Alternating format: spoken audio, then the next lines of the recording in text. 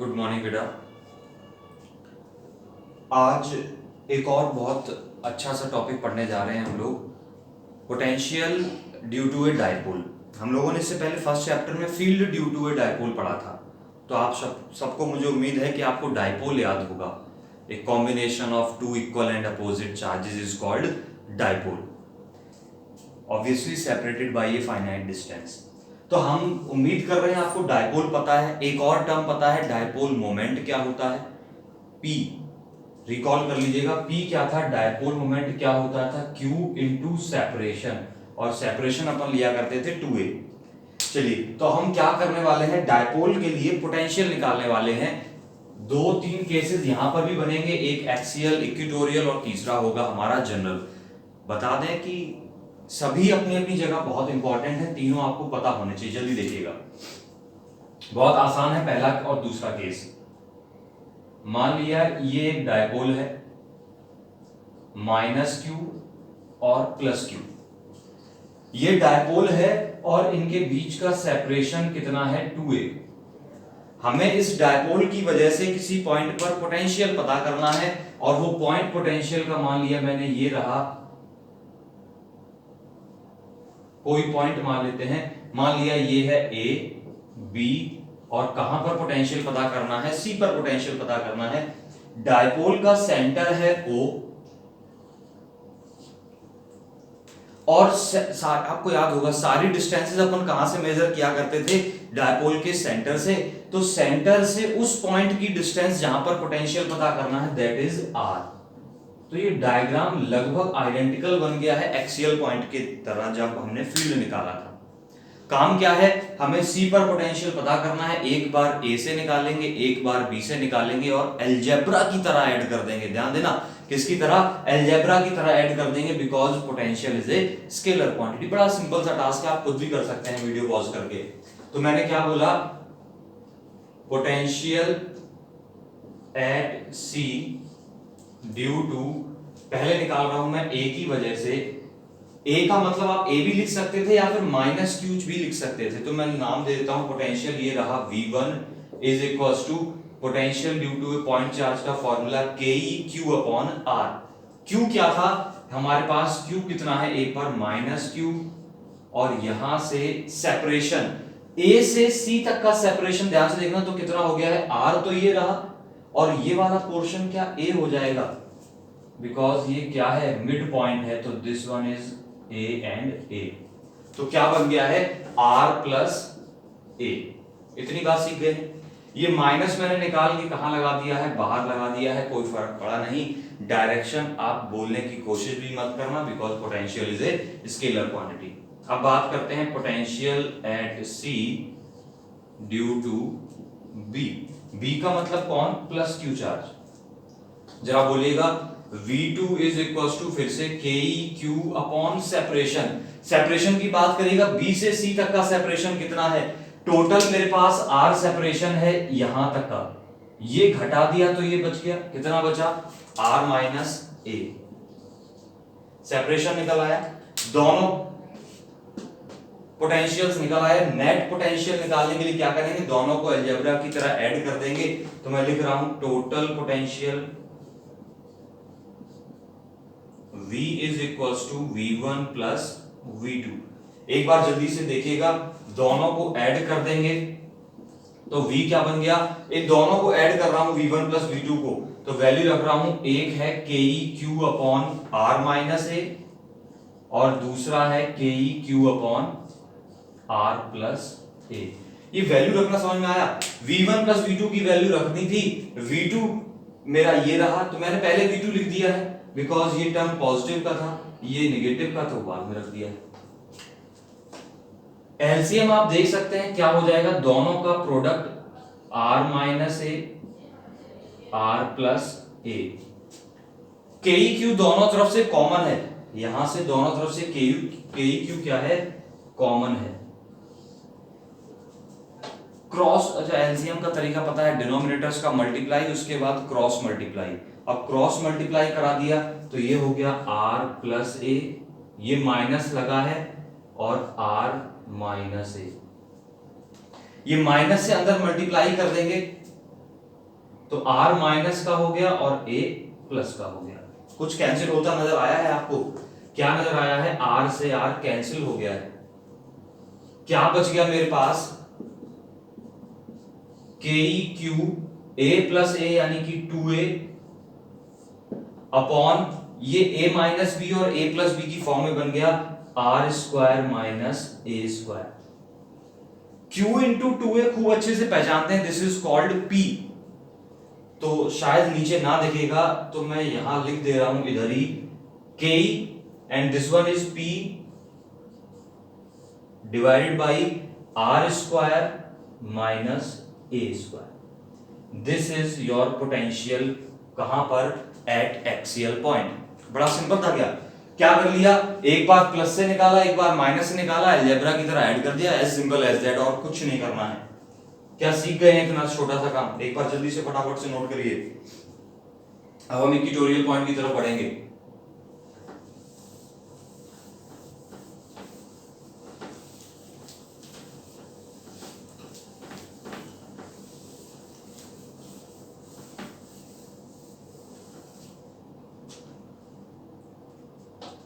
एक बात हम लोग हमेशा से करते आए थे, स्पेशल केस बना के, वो भी लिख देता हूं। स्पेशल केस क्या था? इफ आर जो है वो बहुत बड़ा हो ए से, यानी कि डायपोल कैसा है? शॉर्ट डायपोल है। और शॉर्ट डायपोल के केस में अपन ने क्या सीखा था कि आर जब बहुत बड़ी, रिजल्ट क्या आया था हमारे पास? देखना अभी आया था v is equal to K P upon R square minus A square. तो अपन इग्नोर कर सकते हैं यहां पर। किसको इग्नोर कर सकते हैं? a बहुत छोटा है तो a को इग्नोर कर सकते हैं, और a को इग्नोर कर दिया तो क्या बन गया? K P divided by R square. और याद करिएगा एक्सियल पॉइंट पर फील्ड कितना आया था? K P divided by R cube आया था। याद है आपको इतना? फील्ड कितना आया था? K P upon R cube. Potential कितना आया है? के पी अपॉन आर स्क्वायर। तो मैं बोल सकता हूं v is proportional to 1 upon R square. वहां पर लिखा था E is proportional to 1 upon R cube. Graph अगर V इस केस में पूछा जाए पोटेंशियल के लिए, तो आप 1 अपॉन आर स्क्वायर का ग्राफ बनाना जानते हैं। This is potential, this is R. What is R? R is the separation. तो कैसा ग्राफ बनता है रेसिप्रोकल के केस में? कुछ इस तरीके से ग्राफ बन जाएगा। तो ग्राफ भी आपको बनाना आना चाहिए। खैर ये छोटी मोटी बातें थी। स्पेशल केस भी आपने, स्पेशल केस भी नोट कर लिया। अब बात कर रहे हैं थोड़ा सा आगे जल्दी से।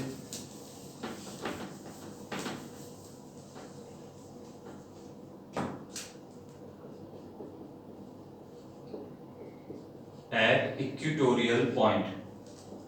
सेकेंड केस है इक्वेटोरियल पॉइंट। इक्वेटोरियल पॉइंट याद करना क्या था? Perpendicular bisector. किसी डायपोल का परपेंडिकुलर बाइसेक्टर। तो मैंने बोला अगेन ये एक डायपोल है, माइनस क्यू प्लस क्यू। तो इसका परपेंडिकुलर बाइसेक्टर ये बन गया हमारे पास, परपेंडिकुलर बाइसेक्टर। नहीं है क्या भी बाइसेक्टर? ये मान लिया A है, B है, और ये हो गया पॉइंट C। इस C पॉइंट पर पोटेंशियल बताना है। This is a perpendicular bisector वाला पॉइंट, और इस पॉइंट की डिस्टेंस इसके सेंटर से मैंने मान ली कितनी है? R है। सेंटर है तो ये A है, और ये भी कितनी है? A है। इतनी बात आपको दिख रही होगी। तो हमें क्या करना है? वही कहानी दोबारा से रिपीट करनी है। एक बार A से पोटेंशियल निकाल लेना है, यानी माइनस क्यू से, एक बार प्लस क्यू से, और अलजेब्रा की तरह फिर से ऐड कर देना है। तो अगर ऐसा करना है तो देखिए एक बार मैं निकाल रहा हूं।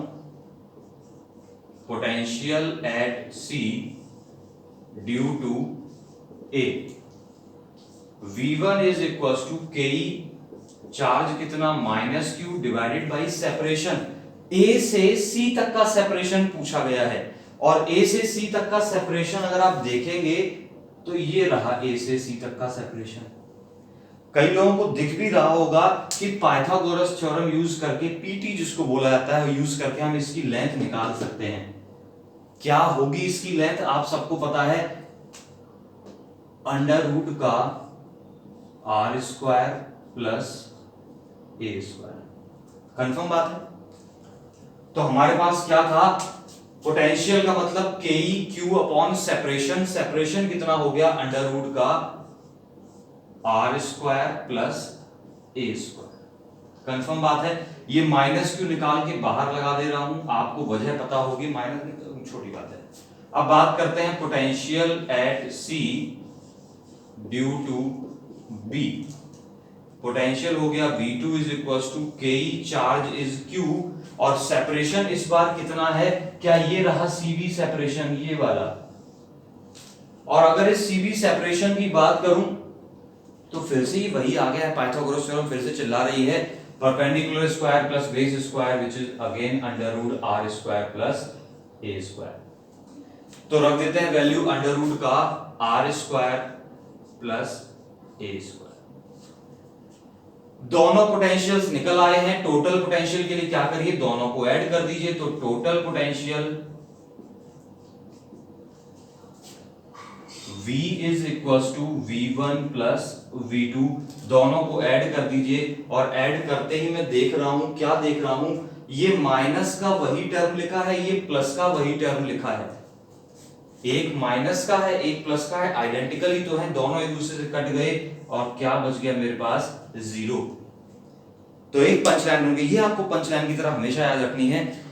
डायपोल के परपेंडिकुलर बाइसेक्टर या फिर डायपोल के इक्विटोरियल पॉइंट्स पर पोटेंशियल जीरो होता है, याद रहेगा। आई थिंक दोनों केसेस आपके हो गए। अब इससे जुड़ा एक न्यूमेरिकल करेंगे और अगले लेक्चर में इसका थर्ड केस करेंगे विच इज वेरी इंपॉर्टेंट। वो ज्यादातर पेपर में आ जाता है और बच्चे उसको लेकर कंफ्यूज भी रहते हैं कैसे किया गया है। तो पहले मैं इतना हटा रहा हूं, आपने याद क्या कर लिया है, इक्विटोरियल पॉइंट पर पोटेंशियल होता है जीरो, हटा देते हैं।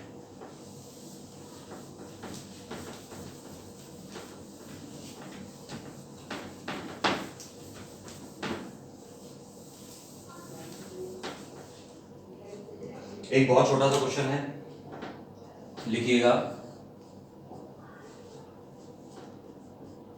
To charges plus minus, two charges हैं plus minus 2 microcoulomb are placed at A. अब ए के कोऑर्डिनेट्स हैं -2,0 एंड बी +2,0 रेस्पेक्टिवली। कहां रखे हुए हैं, ए और बी पर रखे हैं। ए पर रखा है +2 माइक्रोकूलम, बी पर रखा है -2 माइक्रो। ये क्या पता चल रहा है, दो चार्ज हो गए, एक +2 माइक्रोकूलम, एक -2 माइक्रोकूलम। प्लस वाला कहां रखा है, ए पर, माइनस वाला कहां रखा है, बी पर। Calculate the work done in moving a point charge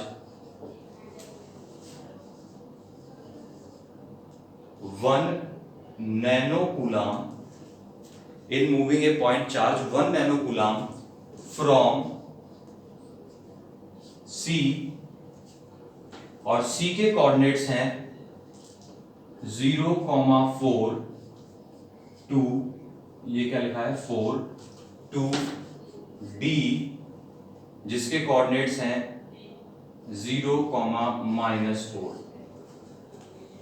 I hope question आप पढ़ पाएंगे। कई लोग इसमें कोऑर्डिनेट्स को लेकर ज्यादा कंफ्यूज मत होना। कोऑर्डिनेट्स के बारे में बता दूं कि रिप्रेजेंटेशन कोऑर्डिनेट्स का कैसे होता है, x, y, z की फॉर्म में होता है। ये वाला टर्म जो पहले लिखा होता है वो x कोऑर्डिनेट, दूसरा y और तीसरा z बताता है। अगर तीसरा नहीं लिखा है इसका मतलब z हमारे पास अवेलेबल नहीं है, जीरो है। आई थिंक ये बात आप समझ गए होंगे। तो एक बार इसको पॉज करके ट्राई करिएगा, आंसर बताइएगा किसने कर पाया। अब मैं एक बार जल्दी से इसको सॉल्व कर देता हूं। जब बात कोऑर्डिनेट्स की हो रही है तो एक्स वाई कोऑर्डिनेट सिस्टम तो सबसे पहले मुझे बनाना ही होगा। तो मैंने बना लिया अपना एक X Y coordinate system. This is my X axis, this is Y axis. इसके बाद बोल रहे हैं एक पॉइंट ए है, एक पॉइंट बी है। ए है -2,0, यानी कि अगर ये मेरा ओरिजिन है तो -2 पर एक पॉइंट रखा है, दिस इज -2,0, और +2,0 पर एक और पॉइंट रखा है। This one is named as A, this one is B, और चार्जेस रखे हैं इस पर 2 माइक्रोकूलम और इस पर -2 माइक्रोकूलम। और जैसे ही मैंने इतना देखा कि +2 है, एक -2 है, equal and opposite charges separated by some distance, क्या बन गया है ये हमारे पास एक डाइपोल बन गया है। और क्या कह रहे हैं, एक चार्ज को मूव करना है कहां से कहां तक, C से D तक मूव करना है। C के कोऑर्डिनेट्स हैं 0,4, x एक्सिस 0 है, 4 है y एक्सिस, यानी कि ये पॉइंट कहां है, y एक्सिस पर है। y एक्सिस पर है 4, ये रहा, दिस इज 0,4, क्या नाम है C। और कहां तक जाना है 0,-4, ये रहा D, ये रहा पॉइंट D। तो आपको बस क्या करना था, ये दो चार्जेस रखे थे, ये जो चार्जेस बन गए मेरे एक डाइपोल। C से D तक एक चार्ज लेकर आना है, कितना लेकर आना है, 1 नैनो कूलम का चार्ज लेकर आना है, कहां से कहां तक, C से D तक। जरा एक बात मैं बोलूं, किसी चार्ज को मूव करने का वर्क डन क्या होता है, वर्क डन होता था Q डेल्टा V। इसकी बात तो हम करते ही करते हैं, लेकिन कल की एक प्रॉपर्टी और बता दें आपको, इक्विपोटेंशियल सरफेसेस पर चार्ज को मूव करने में वर्क नहीं करना पड़ता। क्या याद है ये लाइन, ये कल के लेक्चर से हमने सीखी थी। और अगर याद है तो जरा सुनना, डायपोल के लिए क्या ये इक्विटोरियल लाइन हो गई है, दिखाई दी आपको, इक्विटोरियल कैसे, क्या परपेंडिकुलर बाइसेक्टर हो गया है, दो इस तरफ है, दो डिस्टेंस इस तरफ है, परपेंडिकुलर है, x और y आपस में परपेंडिकुलर होते हैं, तो ये परपेंडिकुलर बाइसेक्टर हो गया है। और परपेंडिकुलर बाइसेक्टर के सभी पॉइंट्स यानी कि इक्विटोरियल पॉइंट्स कहे जाते हैं, उन पर क्या पोटेंशियल होता है, जीरो। डायपोल के परपेंडिकुलर बाइसेक्टर पर पोटेंशियल कितना होता है, जीरो। और सभी पर जीरो होता है, चाहे कोई सा भी पॉइंट ले लूं, अगर सभी पर पोटेंशियल जीरो है तो ये क्या बन गया है कि इक्विटोरियल सरफेस बन गई है। और अगर ये इक्विटोरियल सरफेस है तो चार्ज को मूव करने का वर्क डन कितना होगा, जीरो। आप बिना कुछ करे, बिना कुछ लिखा पढ़ी करे लिख सकते हैं work done is zero from the property. But अगर आप यहां से देखना चाहते हैं तो डेल्टा V का मतलब final potential minus initial potential, D का पोटेंशियल भी जीरो, C का भी जीरो, अब zero minus zero whole zero, तो वर्क डन कितना आ गया, जीरो। क्या सुन पाई है इतनी छोटी सी बात, बड़ा सिंपल सा क्वेश्चन था, आप कर पाए होंगे। और बहुत छोटा सा ये टॉपिक एक्सियल और इक्विटोरियल यहीं पर फिनिश होता है। अब हम इसका थर्ड केस करेंगे कल, which is very important, general point पर। ध्यान से सुनिएगा, तब तक के लिए नोट्स तैयार करिएगा। कल एक बीच में आपको एक गैप भी मिला था, आई होप आपने नोट्स तैयार कर लिए हैं सारे। Okay, all the best.